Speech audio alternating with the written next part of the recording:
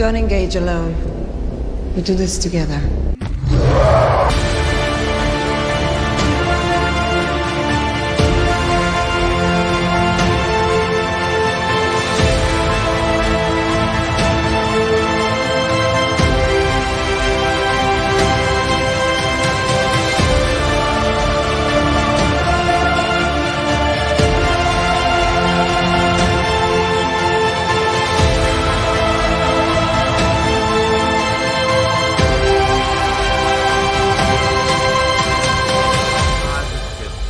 Yeah! Yeah! We got it! We got New 52 book. it! Somebody clip this one. I want all of you boys to be able to look me straight in the eye one more time and say, are we having fun or what? Well, yes, we are. Hello. Welcome to Comics League Movie Night. I am Jared. Today we are discussing The Crow. So first off, let me bring in the gentleman that will be joining me today. Hopefully Jay Heat will be joining us soon. I am Phoenix! Nick! Jared, I don't know. Are you? I feel like there's something wafting into my nose. Do you kind of feel that? Nope. I'm smelling something. I don't get it.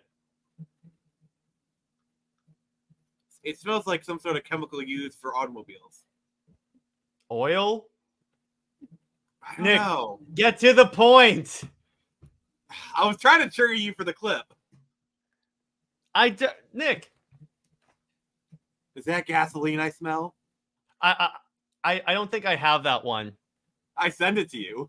Yeah, but I didn't. I can only add in a couple of them because of how many Zack Snyder's Justice League ones I have on here in Predator. So we need to talk about more of this.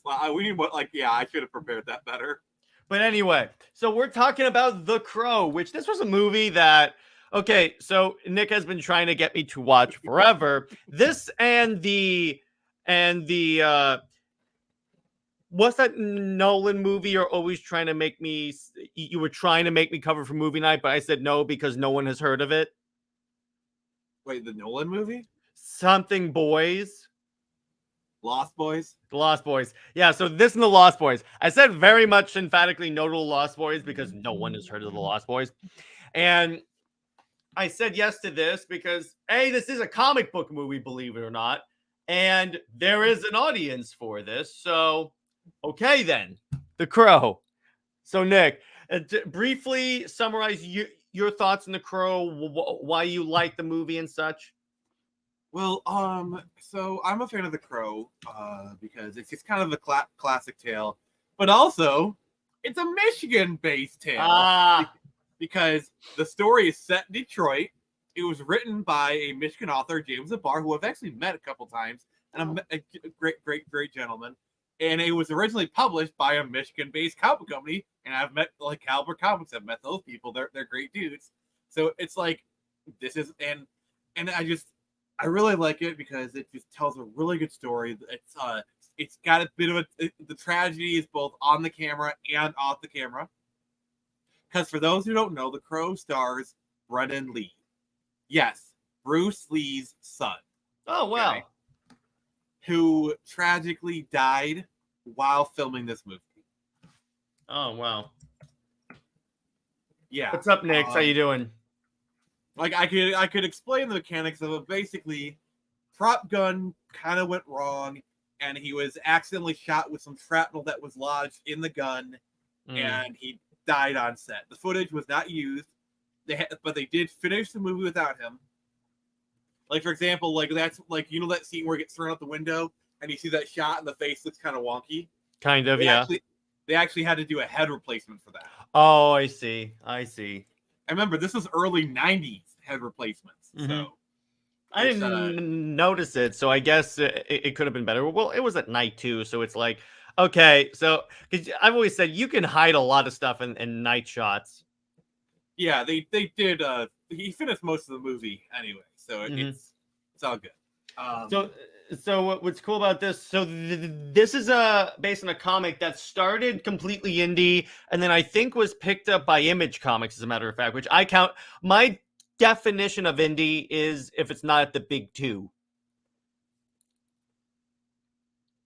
That's kind of my definition. Yeah, so it's still relatively indie. And yeah, it's kind of, I call it like a classic cult hit kind of thing. Indie darling, maybe, if you want to use that word. It's kind of one of those things where like most people know it. It's one of those properties where it's like most people know it for its adaptation. Oh, really? Like most people know Crow for the movie. I would argue. Like I've never actually read the comics myself. Me neither. To be honest with you. But I love this movie. And yeah, it's rewatching it. I realized this is a Punisher movie. It's pretty much that. Because okay, the basic plot is, stop me if you've heard this before. Okay, so this man is with his fiancée, and she is killed because of like some retribution for what she, in other words, she ruffled too many feathers. So she's killed, he's killed and like thrown in a grave. He comes back and gets all manner of unholy vengeance on those that killed his love. I wonder what that sounds like. Oh, that sounds like some people need some punishment.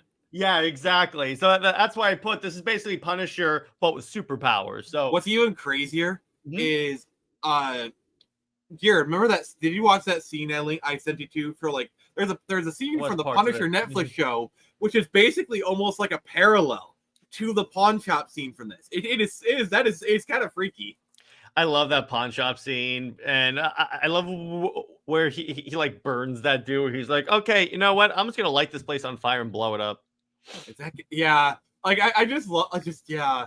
And the dialogue is very poetic. Like he throws the ring. Each ring is a life you have taken. That is a Punisher line if I've ever heard one.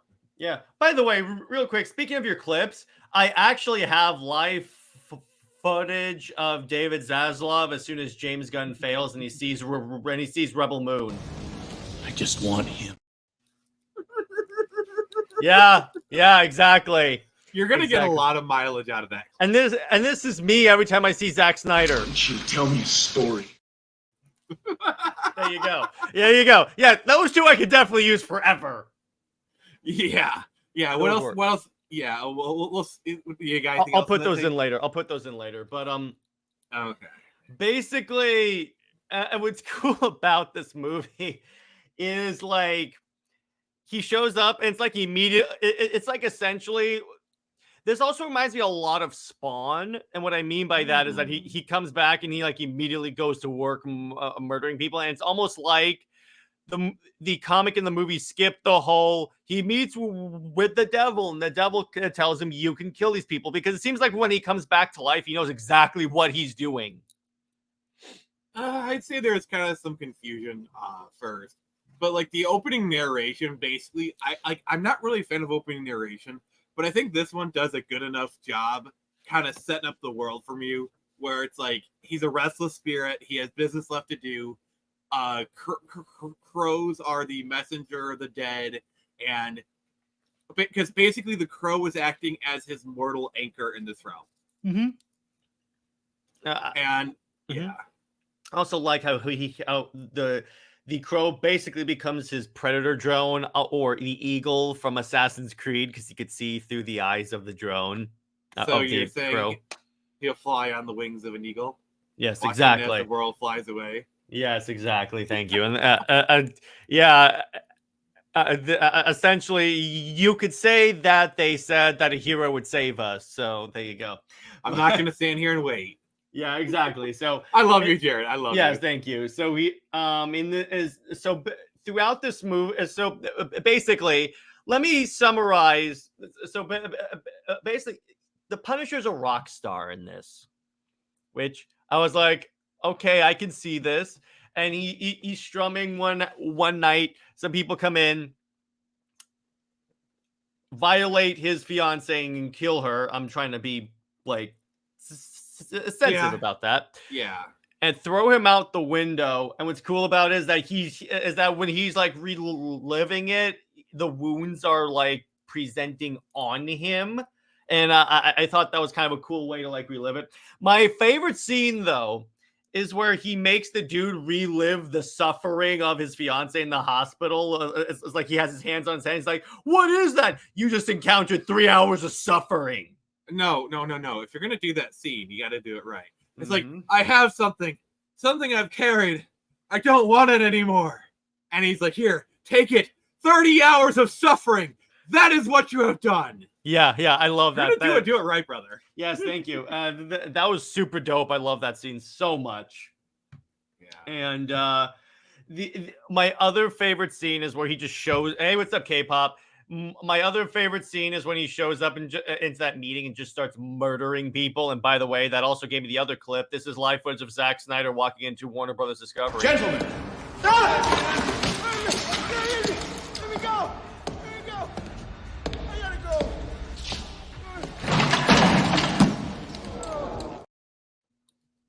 There you go. I really like that last guy. He's got like that kind of like wobbly voice kind of thing. And I like the line like, what do you feel like? I feel like a fish on a big freaking hook. It feels like big on a big fish on a big. Like, I love the villain in this. Mm-hmm. This guy walks a line between like menacing and like comedy really well. He's kind of like Joker. The Jack Nicholson version. Yeah. But by the way, Nix, wait a second. They had a video game for this? I think there's been a couple of them. Wow. K-pop says The Crow is the sexiest piece of footage to ever hit anything. You clearly have not seen Gal Gadot's Wonder Woman. Well, remember, she's a woman. She has different tastes. Well, yeah, okay. Thinking of that, I'll accept that, yeah. And James O'Barr is a Michigan treasure that needs to be protected at all costs. He is. Yeah, K-pop, I've actually met him at Monroe Pop Fest a couple times. He is like the nicest dude ever. Also, I like seeing a Ghostbuster in this. Isn't it kind of funny how this movie has a very like supernatural bend and there's a Ghostbuster in the movie? All right.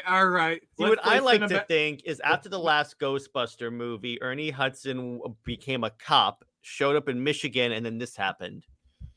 I was literally about to say, let's do oh yeah, the rain scene with him playing the yes. You know what I really like about that scene is it's kind of like his last grasp of the mortal coil.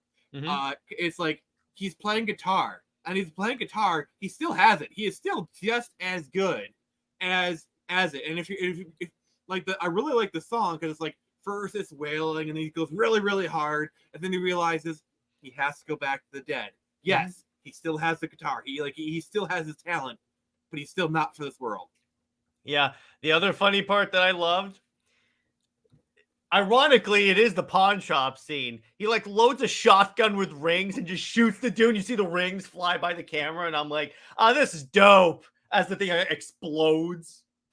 That's a really. And I love how like that guy's tune just changed. Like it's like get that gasoline as well. No, it's just like that dude played that part really well.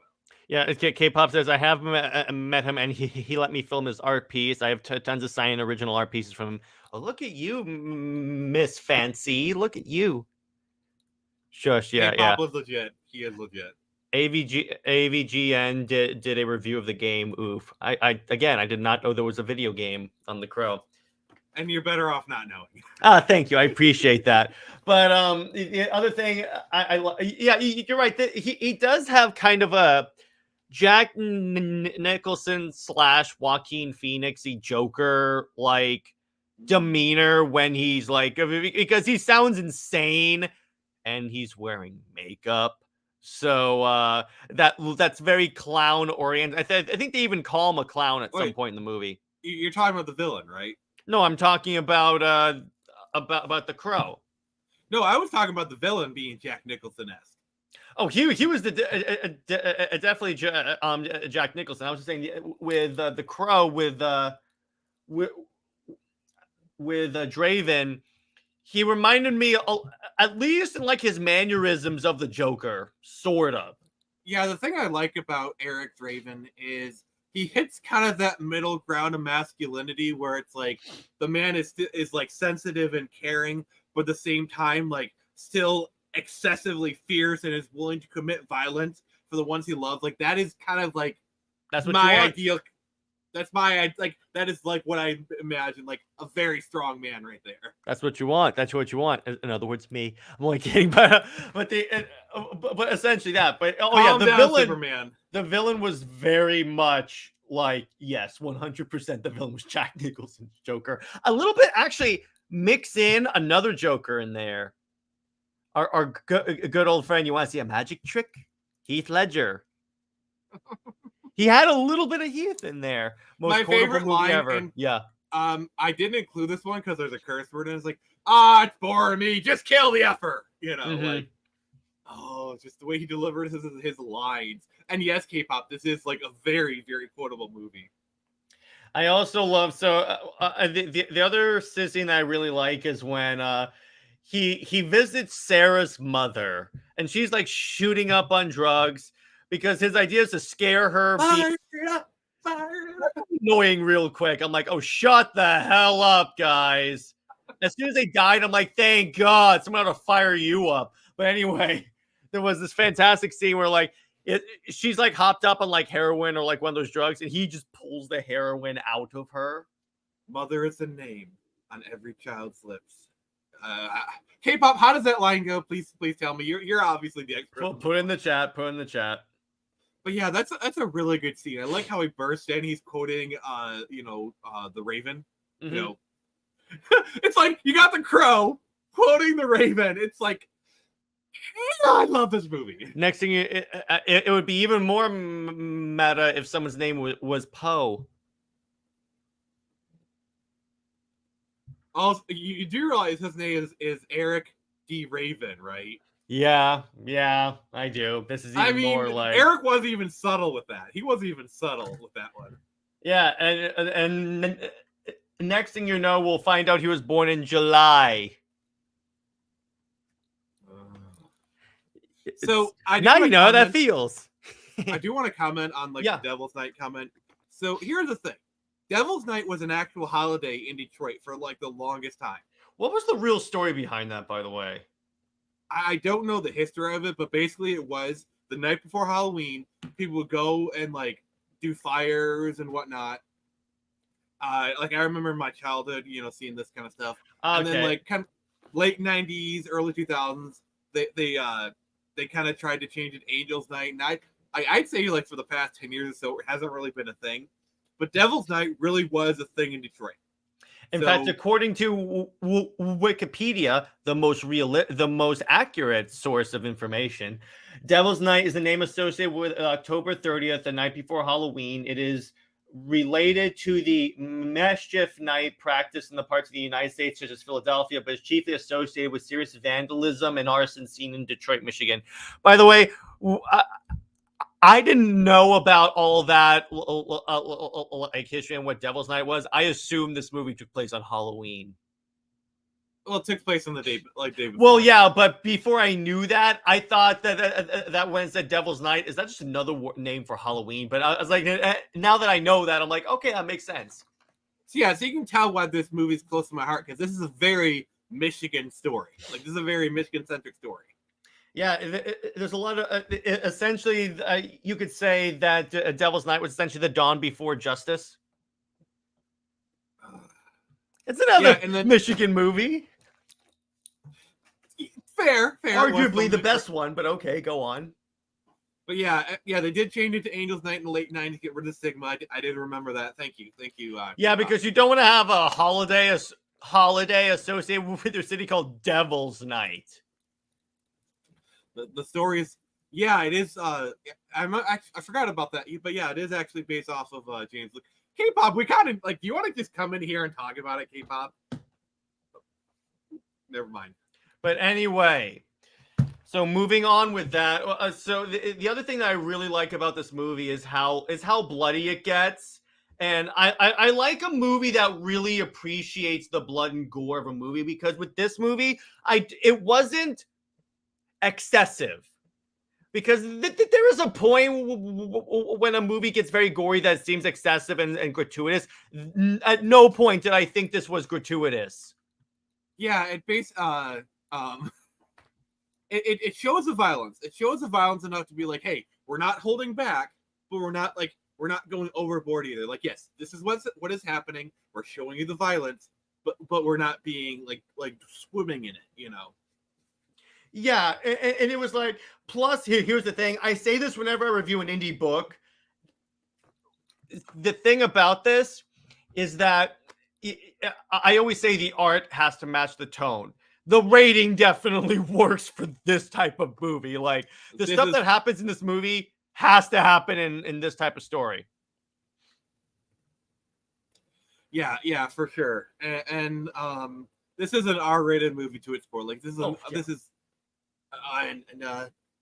but like you said, everything is tastefully done. I'd argue, like, nothing is gratuitous, nothing is like it's over the top, but I think for like the right reasons. But the thing is, there is actually a lot of like slapstick and silliness, like the sound effects they use. Probably my favorite line is they lampshade Batman a little bit when they're in the apartment. Please, did you get that clip? No, I don't. Okay, so I'll just describe it then. Yeah, go ahead. Where Ernie Hudson's character is like, what are you gonna do? Disappear on me? It's like, no, I was thinking about using the stairs. Because like in this movie, there's like Eric Draven just disappears like Batman and Gordon, and like they kind of like do that thing, and like they find like I love that they lampshade that. Like, yeah, I love that. That's cool. The other thing is like, because I've seen R-rated movies that hammer in like sex and blood and gore to an extreme degree. This movie was kind of funny compared to a lot of other R-rated movies. It's actually very tame. And to the point about the slapstick, this kind of reminded me of a Tim Burton movie. I gotta be honest with you, in a good way. In a good way. I mean, this movie did come out in the wake of Batman. Like, I guarantee you, the only reason this movie got made was because of Batman. You know. Yeah, because I think I hope people appreciate the effect on comic book movie cinema that Batman '89 had, because that proved to the studios that you can have a serious superhero film. Well, the thing is, if you look throughout history of cinema, there's always like big movie comes out, and now all the studios are greenlighting everything, like it happened with Star Wars, Iron Man. In the wake of Iron Man, like Spider-Man of 2002, X-Men, Spider-Man, Batman '89, Superman. Star Wars, because like Alien would literally have not been made if it wasn't for Star Wars. Star Trek, the motion picture, would not have been made without Star Wars. The Crow would not have been made without Batman '89. Yeah, and you could definitely see the influences and like how things are shot, the like action and yes, because the fire it up. Idiots seems like something that would be in. It seems like something that would be in the Batman '89 universe. Yeah, like that's very much on the same level of you missed, and then he pulls out the wall and hits. I love that. He's like, I never miss. I love that. That's the greatest Batman moment. Yeah, but it's the same kind of like slapstick. Oh my God, yes, I love that line. Please tell me you got that one. I can't. No, I don't. I didn't get that one. That's like the classic line. I've played all the clips on this. I think I've played all the clips I have for this movie. All the clips that you uploaded anyway. Yeah, the clips that I have on here. All right, fair enough. So, K-pop. I think Jared. Also, I love K-pop's comment here. It can't rain all the time. It can if it's on Camino. It always rains. By the way, Jared, if we ever hang out and it suddenly starts raining, I have successfully made contact with we are recreating that. Yeah, but the other thing it goes into is it's like, here's the thing, K-pop, to a certain degree, that's the movie being self-indulgent and trying to be dramatic as hell, and I'm fine with it because it works for the movie and the tone. And yes, it's pure 90s. This is one of the most 90s superhero movies I've ever seen. But in the best way possible. In the best way. 100%. Also, can we give us a shout out to the soundtrack? Not just like the soundtrack as in terms of the songs, but also the score. Like the score of like I really love the score because like it's got this kind of like gothic romanticism to the score, and I really enjoy it. And obviously, like the soundtrack, like the music spans shows for like the Crow soundtrack is legendary. The Crow soundtrack was basically permanently in the CD players of every goth kid in the 90s. It's one of those legendary soundtracks. Exactly. And by the way, the soundtrack was done by, I hope I'm pronouncing this dude's name right. I'm going to try my best. Graham Ravel. And do you have like a listing of like some of the famous songs from the movie? I'm guessing you have like. Well, I do know he did The Crow. He did, well, actually, he got the BMI Film Music Awards for The Crow, The Saint, Lara Croft Tomb Raider, frickin' Daredevil. And the Daredevil. Now that is another movie with like a legendary soundtrack. By the way, we will be covering Daredevil. Sin City, speaking of Frank Miller, and Pineapple Express. So this dude's done some stuff in the superhero realm. Some of the songs like that this film is known for is "Burn" by The Cure. Like that's like I have the soundtrack kind of pulled up here. You know, there's "Can't Rain All the Time," Ghost Rider, "Color Me Once," "Darkness." You know, Dead Souls. Like this is basically a greatest hits of like the 80s, early 90s goth rock, whatever. It is a great soundtrack. Yeah, it is. And it's like with The Rain, it sets the proper mood and tempo for this movie.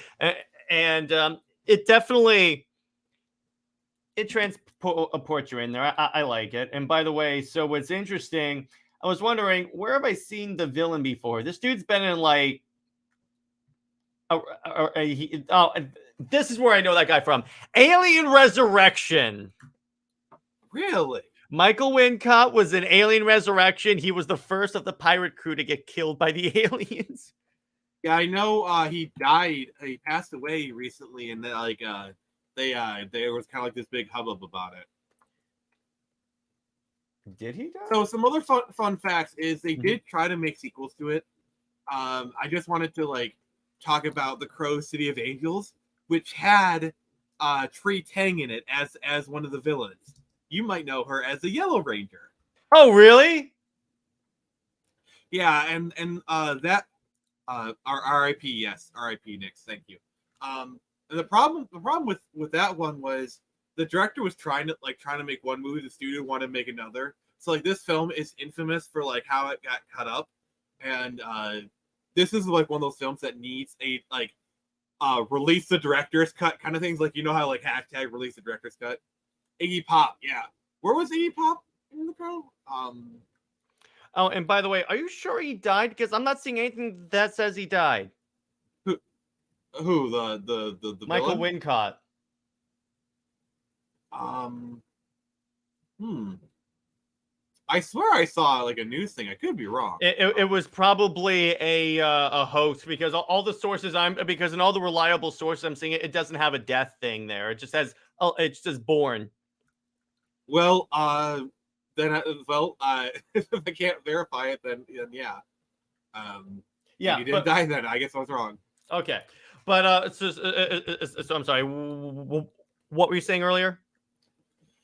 But yeah, like the Crow City of Angels, it's definitely one that deserves a hashtag release the cut kind of thing. Yeah. City of Angels. Let me see that. Yeah, because they had to like hire a new Crow for that one, and they've actually done a couple of like they did a Crow Stairway to Heaven, which was like a TV show with Mark Dacascos as the Crow. Like Mark Dacascos, like there's been a couple different things, and of course the current one is they're talking about doing the Crow with Jason Momoa. Okay, I could actually see that. Yeah, I'm always wary because like they've been talking about doing Crow reboots for like forever. Yeah, it's like they've probably been talking about doing Crow reboots about as long as they've been trying to get a Spawn movie off the ground. Yeah, I will say, I think Jamie Foxx would make a good Al Simmons, but you know they can. If the movie actually comes out, that they have a pretty solid dude to play Al Simmons. I'm fine with who they cast. Yeah, and then it's further along than it ever has been, partnering with Blumhouse. So we'll find it out. By the way, did you ever see the Spawn fan film with them in the grocery store? No, I didn't. It's really good. DM it to me on Twitter, and I'll check it out later. But so back to The Crow. Now, let me. Okay, so the movie basically progresses to the point where it's a Punisher movie where he hunts down first all the 4 people that were responsible for his death and his fiance's death. He links up with Sarah and like, hey, I'm alive. And even Ernie Hudson is like, okay, this is odd. Yeah, it's like you're supposed to be dead. I literally felt your cold corpse a year ago. Yeah, I know, and that was awesome. And then I also the movie then has like this epic fight scene. He walks into the bad guy's little lair. That's the clip I played earlier with the gentleman. He basically disrespects them, and then in one of the coolest action scenes ever, they all start shooting guns. He's like taking guns off people and shooting them. It's so awesome. Guns. Lots of guns. Thank you. I will say this era of movies had some of the best gun fu ever, because you also had like The Matrix. Well, The Matrix wouldn't come along.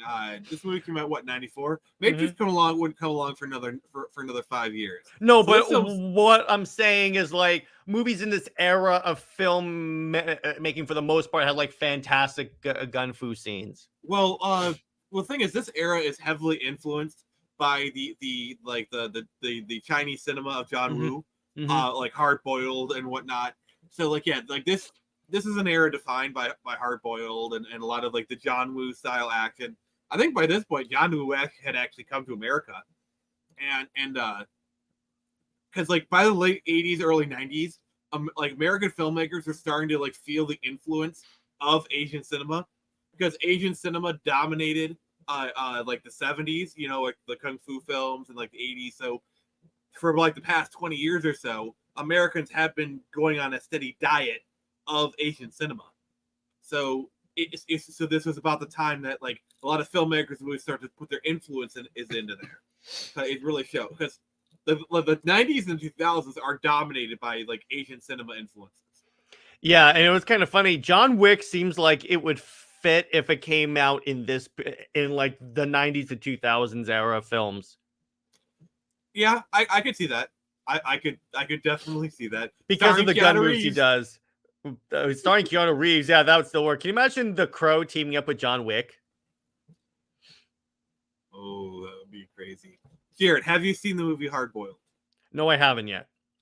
Okay, it's a classic Hong Kong action film, and if you like the gunplay of this, you're like, Hard Boiled is the genre defining gun fu film. I'll check that out.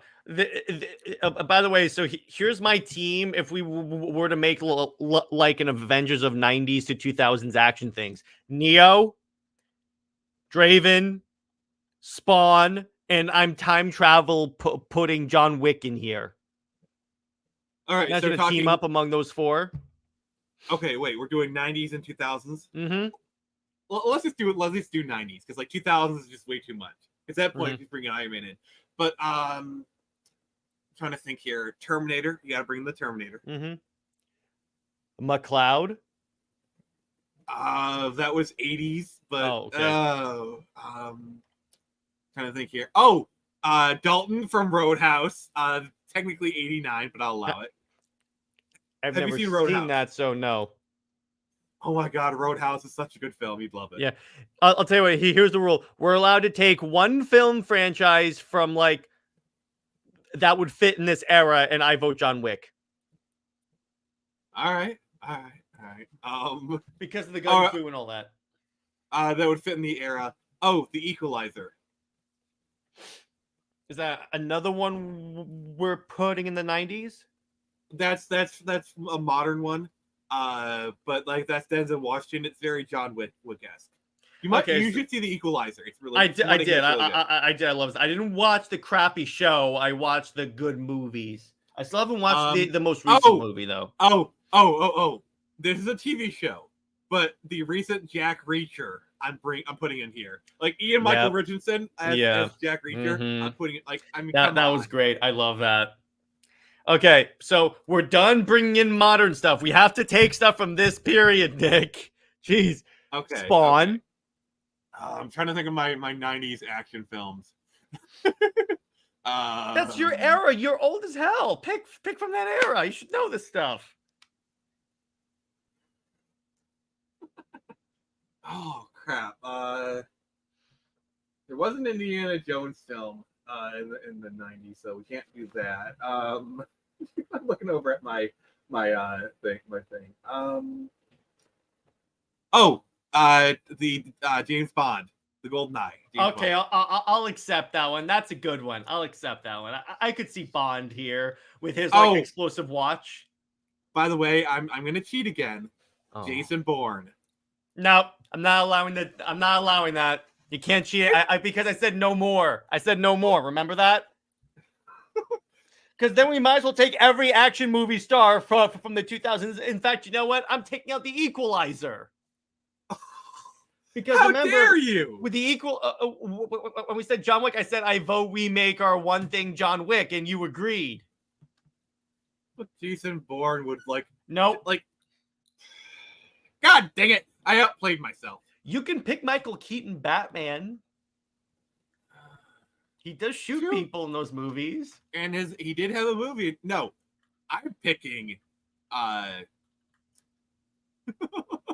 they would have been ruined in this time, yeah. Oh yeah. No. Have you seen The Saint? With the Batman Forever Batman. What's his name? Jet Li movies. Yes. Mm-hmm. Oh my god, I love Jet Li. Oh my god. But Blade. Okay, I'll accept that one. I'll accept that one. The Teenage Mutant Ninja Turtles. Yes. 1990. Yes. 1990. Yes, that would be hilarious. That Raph and Crow are just hanging out. And by the way, we need to do the first TMNT movie at some point. We do. Hey, that's a comic book movie right there. So there you go. Literally. We have to do the Punisher as well. Punisher. I'm saying Punisher. Thomas Jane. Wait, when did the Dolph Lundgren Punisher movie came out? Because remember Dolph Lundgren, Drago. 89. 1 year off. 1 year off. Wasn't there a Captain America movie in the 90s? Oh, and no, there wasn't. And how dare you bring that up, Mister? I get sick, so I'm gonna trick someone into hopping out of their car so I could steal it. There was also a Supergirl movie. That was the reason why we didn't get any female superhero movies for years. Oh no! Nick Fury, because there's a 1998 Nick Fury film. Is that the David Hasselhoff one? Yes. By the way, we need to cover that. That's a movie night. That'll be a good one. That's a movie. You know what we're gonna do? One of us is gonna be assigned the old Captain America movie for April Fools. Oh. Yeah, one of us is gonna do that. Oh dear God. Helen Slater, and it was amazing. By the way, John Wesley shipped the Flash. So basically, okay. So what this had turned into? So let's recap. We were trying to make a team of 90s gunplay heroes. We just basically built the Justice League. Okay. You want gun-toting? Fine. The Shadow and the Phantom. Okay, that works. 90s. That works. No, but I love how we went from this. Let's just build our own Justice League at this point. I mean, why not? What were the Supergirl writers smoking? I've wondered that in the TV show as well. Nix, the answer to that is everything. The answer to that is their own farts. That too. 100%. And then everyone comes to Zack Snyder going, "Tell me a story." Oh. Yes, there you go. I love that interrogation too. where he's throwing knives at him and he's just evading them and they just catches him and you can see him like, oh no. Yeah. And he's like, I never miss. I never, it's like I never miss. Missed 3 times. Yeah, I wish Crow had gone. You just did, but I get that he didn't have to. I mean, at that point, it's Crow time. K-pop reminds me. Judge Dredd. Actually, yes, I could see Judge Dredd. I am the law. Oh, and RoboCop. RoboCop had a movie in the 90s. Yes. Oh my gosh, we're gonna form the '90s cinematic universe. Hey, actually, K-pop, you know what I really want to see? They did a RoboCop versus Terminator comic book and video game. I think that would make an amazing movie. Dude, there was a Terminator Superman crossover because that makes sense. Oh, Demolition Man! Please tell me you've seen Demolition Nope. Man. Oh, it's really good. But Nick, imagine Terminator versus Superman. Easy. Superman. Rips them apart. No, but I mean that was an actual comic. I kid you not, and I'm like, what? Isn't Metallo technically a Terminator? Kind of, except he has a kryptonite heart. The Alien versus Terminator one fit. That was good. But I'm like, what? How about that? Yeah, unless the Terminator has like is powered by kryptonite, where he's essentially Metallo, like a souped up Metallo, then it's no contest. What'll happen is that what they'll probably do is put like a tag on the back of Metallo's skull that says like Cyberdyne or Skynet or something like that. They'll find some way to retcon. But my point is, unless they put the kryptonite in there, that is the stupidest crossover I have ever heard. Batman versus Terminator. Now that's a crossover I would want to see. It's Batman in time. I love how that's just like insert something time here. It's just so great. No, it's not. It's not that. It's not that. It's onging time. Yeah, there you go. Now you know how it feels, Nick. Now you know how it feels. Now you know how it feels with Eero. I'm sorry, folks. I just want to remind you all that the Avatar: The Last Airbender movie has the culturally correct pronunciation for all the people's names. There is no movie in Ba Sing Se. Of course it does. We watched it on your show. The Earth King has invited you to Lake Logai. Oh, God.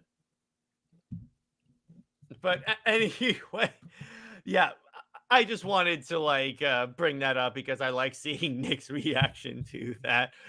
What other people can we bring into the cinematic universe? And I love how we stopped talking about the movie, but just to create, Nick's. I love Nick's pain. Unimaginable. Now, Nick's, is that almost at the level of Avengers 200 pain? I have to see the way it works is that whenever Nick shows up anywhere, I have to bring up that comic to some way. I have to fit that in. Her reactions are so good. By the way, there was an Elseworld story where a wave hits Earth and depowers everyone, and Superman is caught in like a dam breaking, so he's being washed away. And the caption is, "Pain! I've never felt such pain!" And by the way, look at Nick's foaming at the mouth. Yeah, there you go. Pain without love, pain can't get enough. Let me see. I got one. How about the Lou Ferrigno Hulk? Not 90s. Oh no. His is like 70s and early 80s. Okay, I'm trying to think of what would be another good 90s thing. Oh, please tell me that that the Eraser is 90s. The Arnold Schwarzenegger movie? Yeah. It is. Yes, we're putting the Eraser in there. Why? And then we're also of all the Arnold Schwarzenegger movies you could have chosen. And then we're going to put Commando in there. We're going to create an Arnold multiverse. Scheme, Bennett. We're going to literally build an Arnold Schwarzenegger cinematic universe. Eraser's a good movie. Thank you, but if you're going to choose like one Arnold Schwarzenegger movie, it's like True Lies, you got The Seventh Day, Terminator 2, literally one of the best movies ever made. Like, of all the, like, Arnold Schwarzenegger was on fire in the 90s. And Except for Commando. Commando was 80s. Okay. You know, Last Action Hero. There's so Cheers. Batman and Robin. That too. Thank you for reminding I me. wouldn't well, actually, yeah, I would call that on fire because they would melt freeze. K-pop, you're fired. By the way, True Lies is 100%. I love the part where somehow this works. I love the way guns work in these movies because she drops like an Uzi, and as it's going down the stairs, it's still firing even though no one's pulling the trigger. I'm like, what? Somebody really tampered with that firing pin. And I love where she goes, I married Rambo. And I'm like, okay. That was also the public's like one of the first exposures people had to the Harrier jet. Because I'm like, it was pretty new at the time, wasn't it? It was pretty new at the time. A jet that hovers? Gas. We had never seen that outside of any sci-fi. Literally any sci-fi.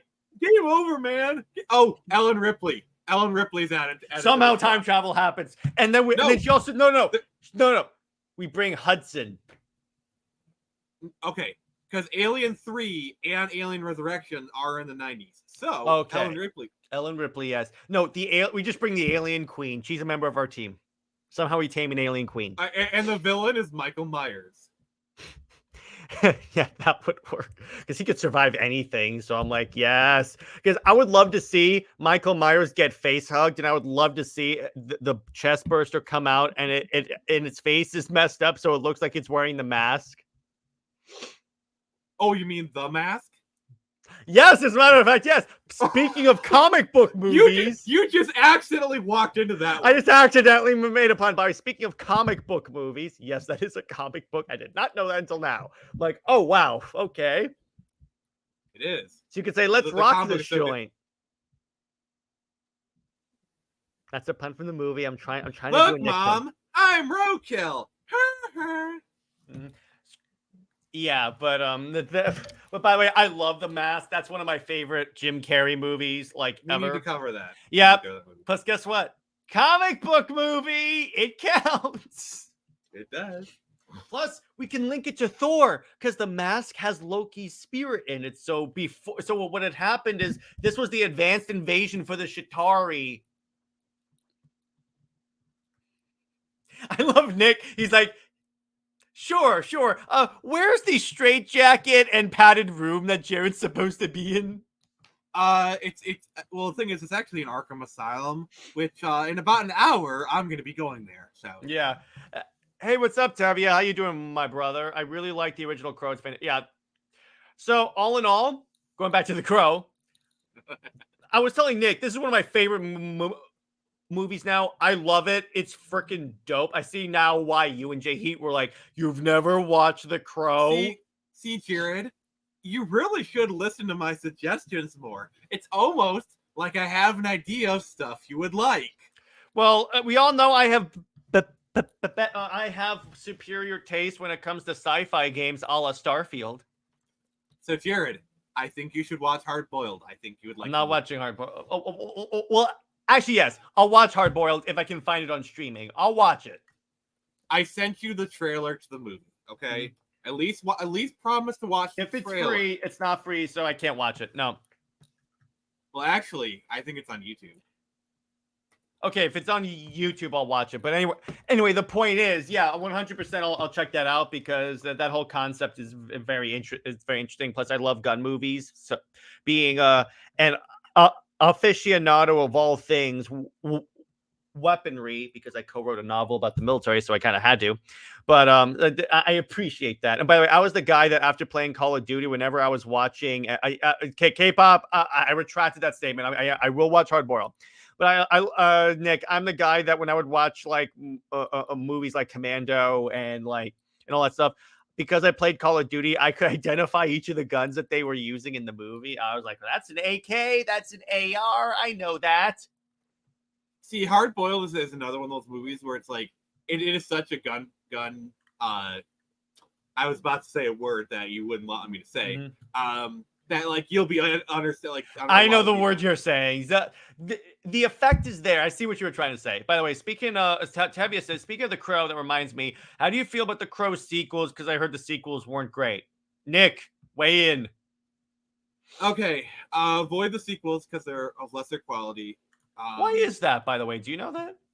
Well, it's because a lot of it's because you know, like they had different directors. Obviously, you know, they don't have Brennan Lee. Like I said, I was talking about City of Angels.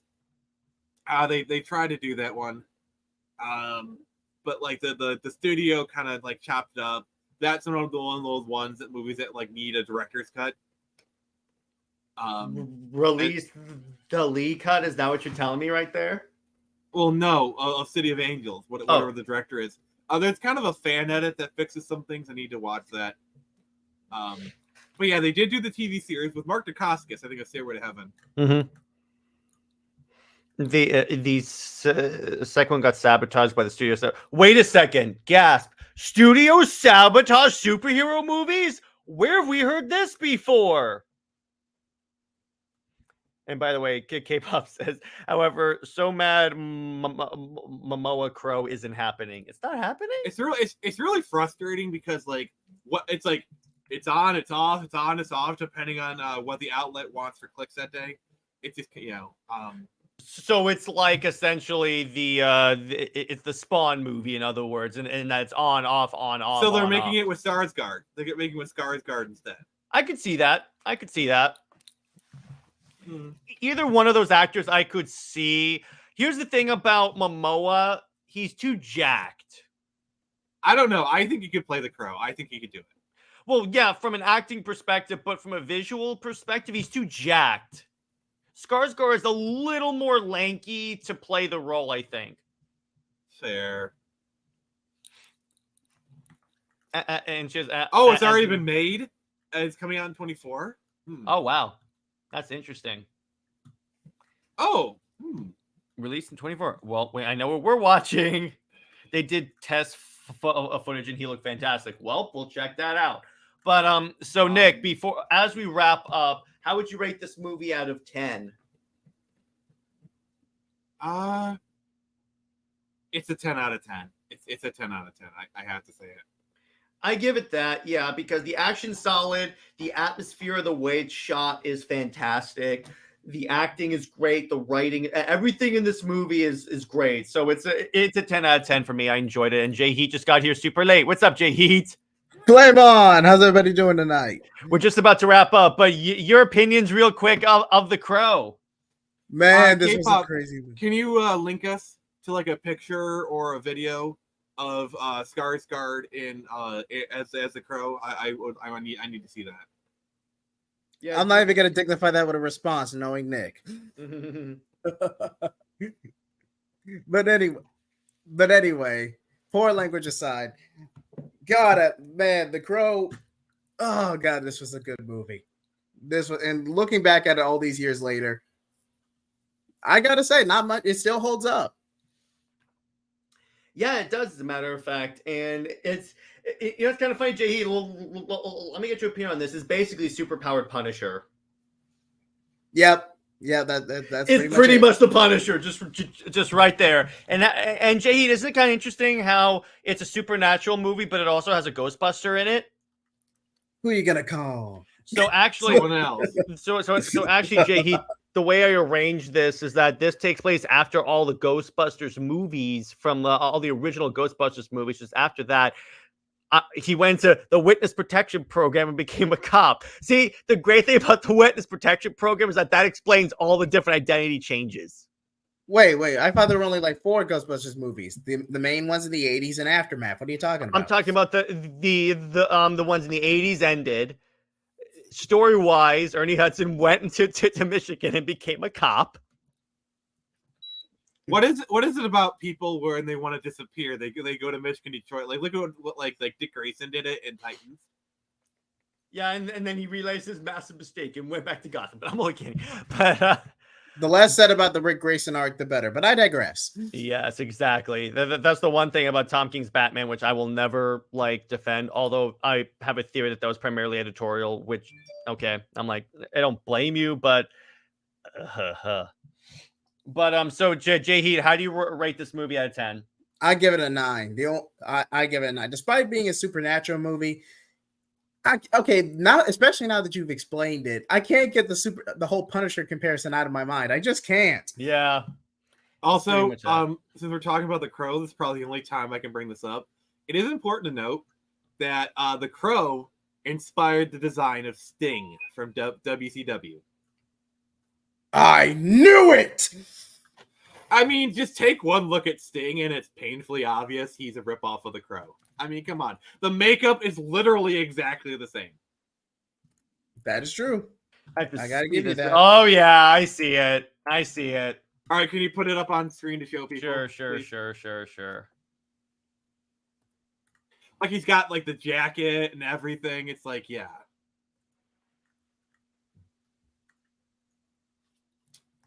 Yeah, like that, like, it's a little bit different. Like, it's legally distinct, but that is the Crow. It is the legally no. His name is the Raven. That's distinct. Nope. Nevermore. Tevia says that technically speaking, the Crow isn't like Punisher, but like Ghost Rider, like so. Actually, no, because Ghost Rider doesn't necessarily have that like. Family is killed by criminals, so guy goes on rampage against criminals. I get if you're going by the whole spirit of vengeance, but that's such a loose comparison, it's not even funny. Yeah, Ghost Rider doesn't even go on that much vengeance. I mean, he takes out people who arguably deserve it, but other than that... Literally, the sequel is called Spirit of Vengeance. And the only revenge he gets is he throws Satan back into hell, which that's not going to happen. That's pretty good vengeance. You're throwing Satan back into hell. That is the ultimate vengeance. But he doesn't die. That's the thing.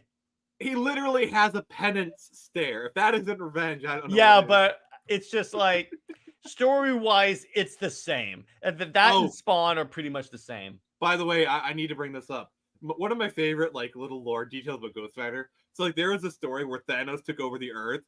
And basically, every morning, Ghost Rider, like Thanos has Ghost Rider penance stare him so that he can relive all his past glories. That actually happened. Really? That actually happened. I love that. I forgot about that. I remember that story. Mm-hmm. So, let's see. Is there anything else you guys want to bring up? Nick, is there any Crow trivia you want to bring up before we wrap up? Well, we've talked. There's kind of these rumors that the Lee family was cursed. When they were doing their house, they had like a feng shui person kind of come in and install a mirror, and apparently that mirror got damaged, and so Bruce obviously died tragically, and then Brennan Lee, whose career was taking off, like I guarantee you, the Crow would have been Brennan Lee's breakout role. Like Brennan Lee would have still been alive today, if not for that tragedy, and he would have been a big star because obviously he's Bruce Lee's son. He has his father's chops, and honestly, he's a dang good actor, very charismatic, and like he had his father's charisma. That like Brennan Lee would have been a top tier star. Mm-hmm. I see him as like B tier before eventually stagnating in the 90s. I late don't 90s, know, early like, 2000s. Like, the Crow did kind of have, I will admit, a bit of a Dark Knight Joker effect, where, like, the death of Brennan Lee, like, Bruce Lee's son, did kind of bring tickets the same way that Dark Knight was elevated because of it. But it ultimately was a good movie. And I think, like, here's a question for you guys. If Brennan Lee had survived today, who would you have had him play in the MCU or in the DC universe? Joker. He would do a better job than Jared Leto. As much as I like Jared Leto, I think he would have been a better Joker. Jared. Okay, Guardians of the Galaxy ripoff aside, Jared Leto was not a good Joker casting. Jared, that trident behind you could be a better Joker than Jared Leto. Well, the Snyder Cut will disagree with me, but for what I would do, if I were to cast him as someone and not Red Hood, pull offable, but well, he like, this is another character. He was like Red Hood. good, decent martial arts, angry, bitter towards a father figure. It could work. Kills people with guns. Hello. A little So too close to the Crow, but he could pull it off. So Brandon Lee would be 58 years old today. This time. So I'm trying to think. Because it's not that many old characters that are made. Oh my God! To get a movie, he would have been in The Matrix. That they would have definitely cast. Oh, that's a given. That's a given. He could have been Neo instead of Keanu. Oh, fun fact! Did you know they originally offered the role of Neo to Will Smith, but he turned it down? That's a very iRobot move of him. Oh, man, that's a horrible pun. I was trying to make a pun for that. But like imagine like Brandon Lee would have been a very hot commodity in the early 2000s because of his because not only was he the son of Bruce Lee, but he was a legit martial artist. He would have been hot property in the early 2000s martial arts boom. Mm-hmm. He would have. I guarantee you, imagine if they would have done a Shang-Chi movie in the early 2000s. Ready for my own stream, guys? With Brandon Lee. Mm-hmm. What? I could see it. No. But yeah, I was just saying honestly, that I need to go ahead and get ready for my own stream. All right, sure. Say later, bro. Yeah, but that's what I would have done in the early 2000s. Right. Yeah, his career was just starting K-pop. Mm-hmm. But that's what I would have done in the 2000s. I would have done a... Oh, my God. He tried that, but he left at the wrong moment. Ha! Suck it, J-Heat. But no, that's what I would have done. I would have had him be Shang-Chi in the early 2000s. Imagine a Shang-Chi movie. But would they have made a Shang-Chi movie in the early 2000s? Okay, well, think about this. Brandon Lee, son of Bruce Lee. You hire Yan Wu Ping, the guy who did all the choreography for The Matrix. It is no, it isn't. I know, Nick. It's a good idea. I'm just thinking from a studio perspective, would they have made a Shang-Chi movie back then? I think at that point, Brandon Lee would have been a big star. And since martial arts movies were popular in the early 2000s because of The Matrix, and it would have been more being sold off of Brandon Lee than it being a Shang-Chi movie, to be fair. Okay, I could see that. And you'd have probably brought in Yang Wu Ping, who did the fight choreography for The Matrix, and Brandon Lee. That would have been a good movie. That would have been a really good movie. It could have been better than the actual Shang-Chi movie we got because you would have had a more tolerable star. To be fair, the actor in Shang-Chi actually did the martial arts really well, so I'll give him credit. I would say the action in Shang-Chi is probably some of the best Marvel action we've gotten yet. In terms of action, it's the best Marvel movie because it had legit martial arts and the choreography was actually pretty good in that movie. So from an action perspective was good. From a visual perspective was good, but it was generic, really, when you think about it. It got let down by the third act, and honestly, that film was begging for a third act plot twist. I thought they were gonna go the route of Shang-Chi killed her brother or her father, because the whole thing the father's missing and they had adopted him. I thought the storyline was he killed the father, and then they found him on the steps crying, and then they took him in, and he kept and then took him as their own, but he killed their uncle or their father. That would have been way better.